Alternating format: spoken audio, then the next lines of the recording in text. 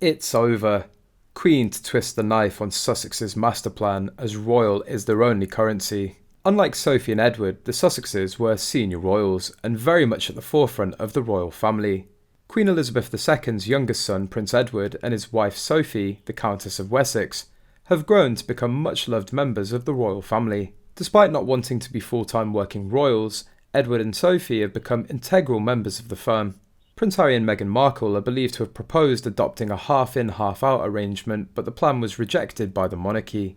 Royal correspondent Richard Palmer claimed their plan was stopped by the late Queen and King Charles, then Prince of Wales, as they were fearful of a repeat disaster after a negative scheme attempted with the Earl and Countess of Wessex. The key thing is the Queen, supported by the then Prince Charles, Prince of Wales, and then Duke of Cambridge, and other members of the family, took the view that you can't be half in, half out.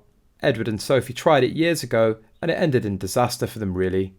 Well, embarrassment anyway. He noted that the approach was also rejected as you were always to be accused of cashing in on your royal connections. Mr. Palmer noted that Meghan and Harry's choice to quit also faced criticism because they dished the dirt on the royal family. Despite their growing popularity, royal commentator and PR expert Kinsey Schofield previously recalled one earlier misstep whereby the couple got in trouble for mixing their business with royalty.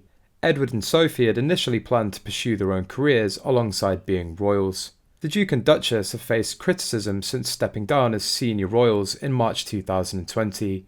The couple has launched several of their own projects, including lucrative deals with streaming giants Spotify and Netflix, as well as taking part in controversial interviews. Meghan and Harry have a long-standing battle with the British media after launching several legal complaints.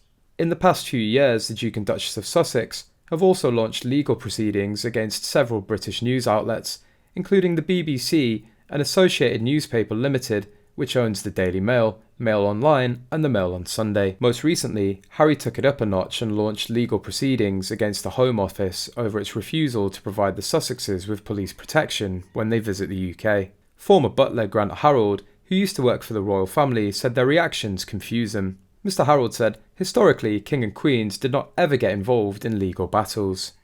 The only thing that sometimes confuses me is you see historically kings and queens did not ever get involved in legal battles or suing, but there's been a lot of that going on, obviously with Harry and Meghan and the Prince and Princess of Wales. I think the Queen only ever twice did that, but it's becoming more regular, and that's sadly the world that we live in. They want to protect the name and the brand, but I get that, I really do. It's just royalty used to mean something quite different." He recognised that the family want to protect the name and brand, but urged them to think twice.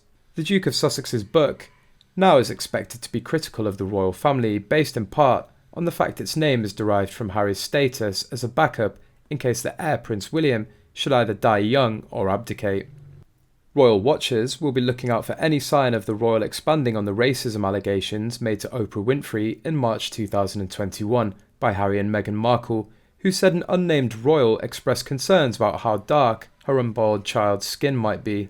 While it may at first glance appear that to return to either incident would only be damaging to the Duke, there may be a reason to revisit the Nazi uniform debacle.